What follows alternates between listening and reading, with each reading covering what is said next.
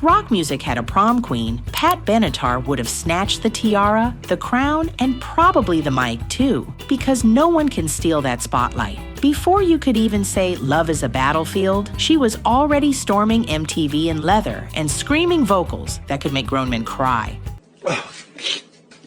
She wasn't just in the 80s, she was the 80s. 4 straight Grammys? Check. Multi-platinum albums? Double check. She didn't just break into the boys' club of rock, she kicked the damn door down in heels. She gave us anthems like Hit Me With Your Best Shot, We Belong, and Love Is a Battlefield. But her real story is every bit as bold, wild, and unforgettable as the songs that made her a legend. So let's dive in. Before she was a rock goddess in tight leather and eyeliner sharp enough to slice a stage light, Pat was just Patricia May Andreevsky. Yes, that last name sounds like a spelling bee final round. She was born on January 10, 1953, in Brooklyn, New York, to a working-class family with a sheet metal worker father and a beautician mother. She wasn't always screaming anthems of rebellion. Little Pat grew up with a voice built for the heavens. She was raised Catholic, sang in the choir, and trained to be a classical vocalist. I started singing, I was little, it just came out. That's right, our favorite rock icon started out dreaming of Juilliard, not jukeboxes. She studied opera, took voice lessons seriously, and had plans to go full soprano diva until life hit her with its first major remix. I was completely ready to be a classical singer, an opera singer. That's what I planned to do. At 19, she married her high school sweetheart Dennis Benatar, a military man, and moved to Virginia. Just like that, she went from being a student to a military wife to a bank teller. Yes, Pat Benatar, the Grammy-winning, stage-dominating queen, was once pushing checks behind a glass window and pretending not to hate it. But here's where it shifts. One night, she went to a Liza Minnelli concert, and all that glitter, drama, and full-blown stage presence cracked something open in her. Stage lights came up, she started singing, I'm going, I could do that. I could do that. She quit her job, left the marriage, and said, no, I'm meant for more. She headed back to New York City, this time with a plan. And not the maybe I'll try this kind, the get out of my way, I've got a voice and nothing to lose kind. That's when the Pat we know started to show up.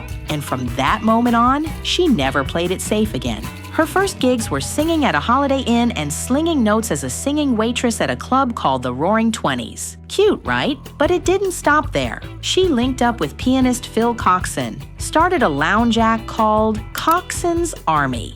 And before long, she was rocking 10-piece ensembles like it was nobody's business. And it worked. That little club hustle turned into a record deal after she got discovered at Catch a Rising Star in NYC, yes, a comedy club. Her 1979 debut album In the Heat of the Night wasn't just a hit, it was a moment. It gave us bangers like Heartbreaker and We Live for Love, which was written by none other than her future hubby, guitarist Neil Giraldo. Collaborating with somebody for 4 years is a lot. 40?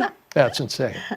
Well, basically insane. The album blew up, especially in Canada, and everyone realized that Pat wasn't here to play nice. She was here to play loud. But her second album, Crimes of Passion in 1980, was what really launched her into the stratosphere. It hit number 2 on the US charts, went 4 times platinum, and of course, gave us that anthem, Hit Me With Your Best Shot.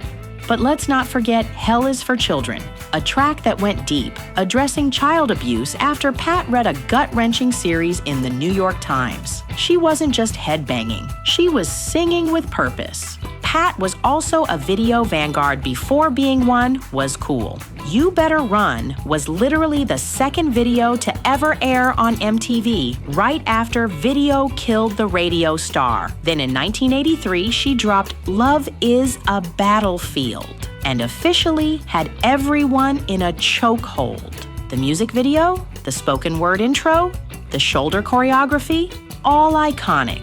Pat ruled the 80s like a true rock queen. Precious Time dropped in 81 and snatched the number 1. One spot on the Billboard 200 chart, then came Get Nervous in 82, serving us the iconic Shadows of the Night. By 84, Tropico gave us the dreamy anthem, We Belong. And sure, not every album hit like a truck. Seven the Hard Way in 1985 and Wide Awake in Dreamland in 1988 didn't dominate, but they still gave us bops like Invincible and All Fired Up. Even through the 90s and 2000s, she released albums like True Love, Gravity's Rainbow, Inamorata, and Go. She's also been touring like she still had something to prove. Touring is great. You know, we've been doing this for 23 years, and traveling is still, it's really fun. She even recorded Shine to support the Women's March in 2017 and Dancing Through the Wreckage for a documentary, which got her a Critics' Choice Award nomination. At this point, she could have retired 10 times, but nope.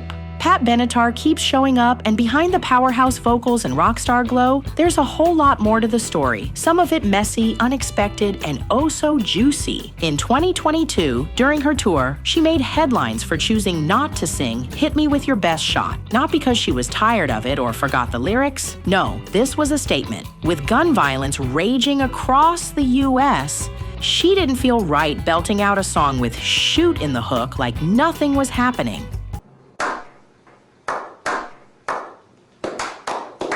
It was bold, emotional, and of course, it lit the internet on fire. Some fans applauded her for taking a stand, and others thought about demanding refunds as if they came just for those 4 words. Pat, unbothered as ever, kept the tour moving.